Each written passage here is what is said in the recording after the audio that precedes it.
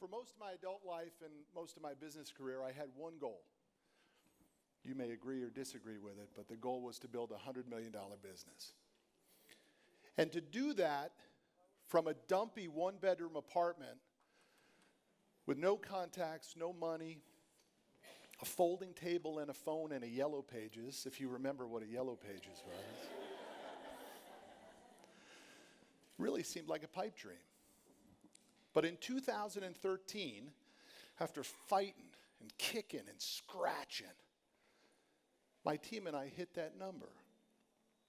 We had built a $100 million a year business. It was supposed to have felt better, right? Man, we fought so hard. And it didn't. It didn't feel great. And when I would lie in bed with my wife next to me and our 3 boys in their rooms, I just couldn't get comfortable with the fact that it was sustainable. I said, I'm going to lose it. It's not, I can't keep it. It's built on sand. The reason I felt like that, the reason you might feel like that in your business, is because every business is the reflection of the owner. Guaranteed. So the chaos that goes on in your business and maybe in your employees' lives, for whatever those reasons are a reflection of you. And as I began to search for it, I kept going back and back and back.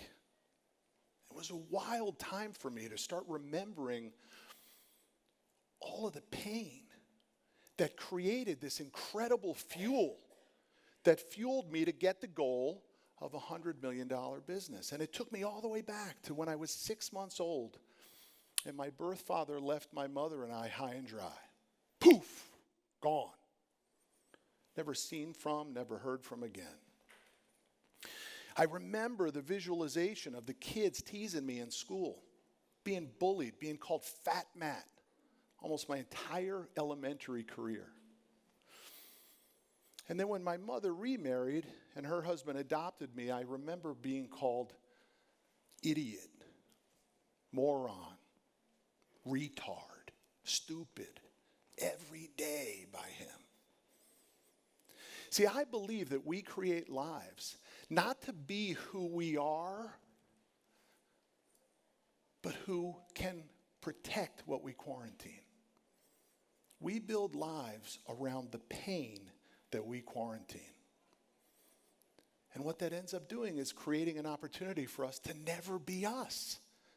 We create a personality, a persona, an image that is connected to quarantining the pain, to playing it safe, to preserving it. Don't let it creep out.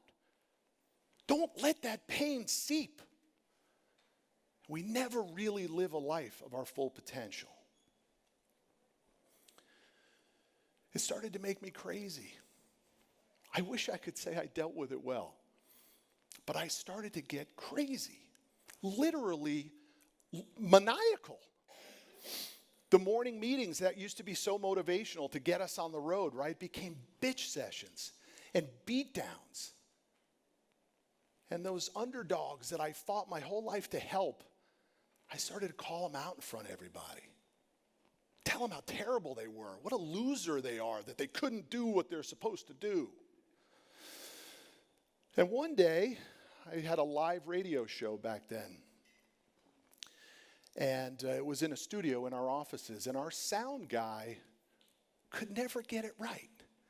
Like, we could never get the mic right. We would get the caller on the phone, and we would drop the caller every single time on live radio. And I said to him, this week, you're going to get that radio show right. You're going to do your job, and you're going to get it done right. I sit down, the light goes on. Dead mic. I'll fix it. Get it fixed. Caller comes on the line. Hey, caller. Dropped.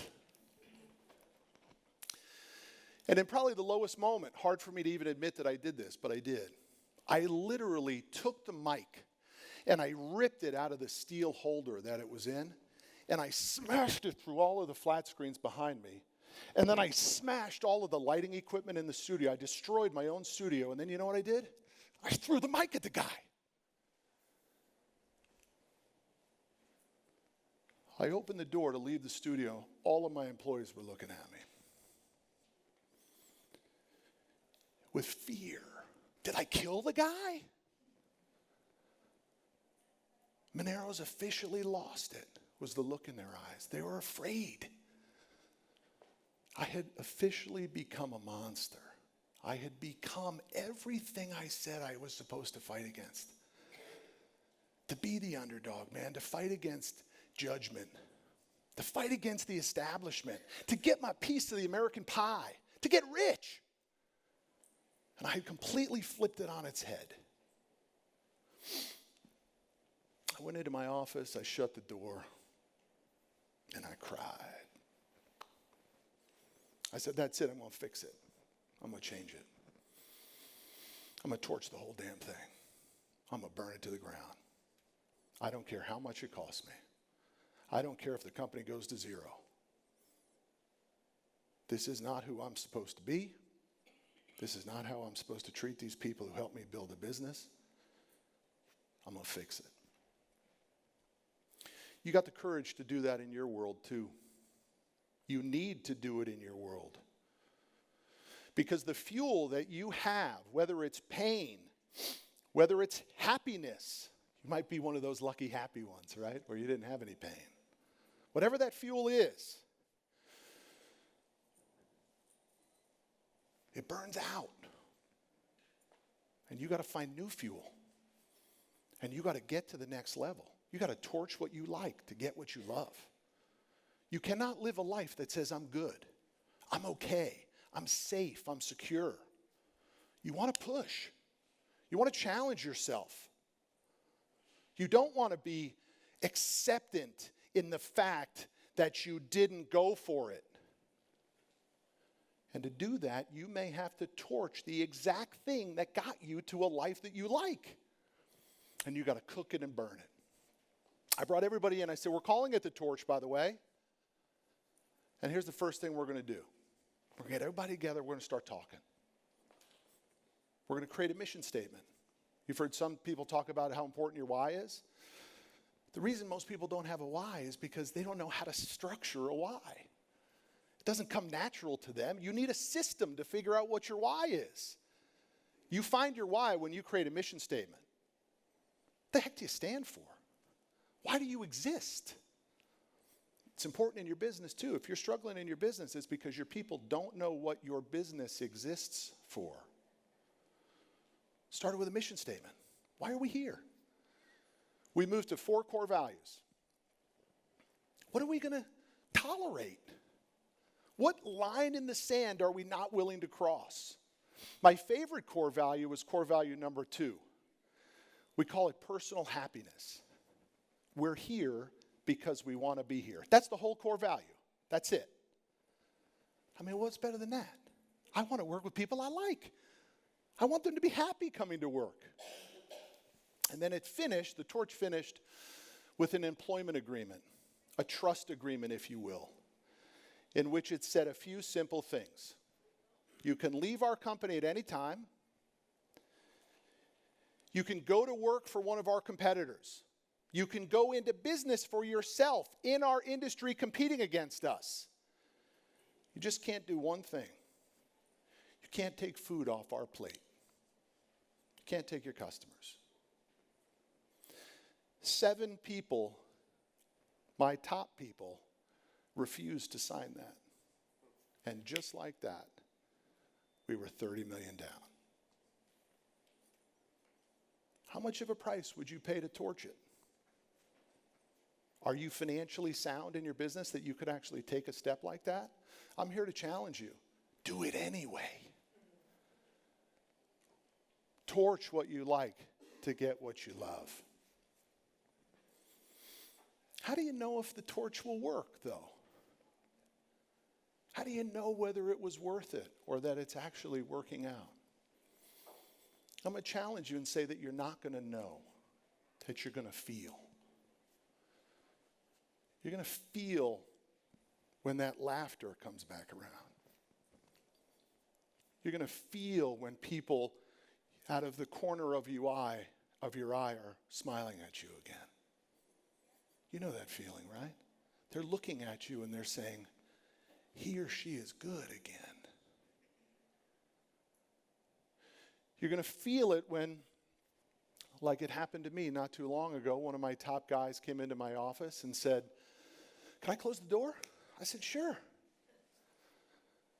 He said, "I just want to apologize to you. I know that I fought you so hard against this torch, but I hated you. I hated who you had become. You had let me down," he said. "I didn't trust you anymore." He says, "I just want to tell you today, I like you. And I do trust you, and I'm all in." You're going to feel when it works. When maybe you're sitting next to your spouse. For the first time in a long time, he or she's going to reach down and touch your knee. And you're going to reach back and you're going to touch his or hers. You're going to feel that power, that connection again. The power of what it's like to be on a team. You're going to know it works. And you're going to feel it when you walk through that front door and those kids run to you again. And they hug you. And they say, "Dad, how about we go throw the ball?" And you say, "Sounds like a great idea. Thank you."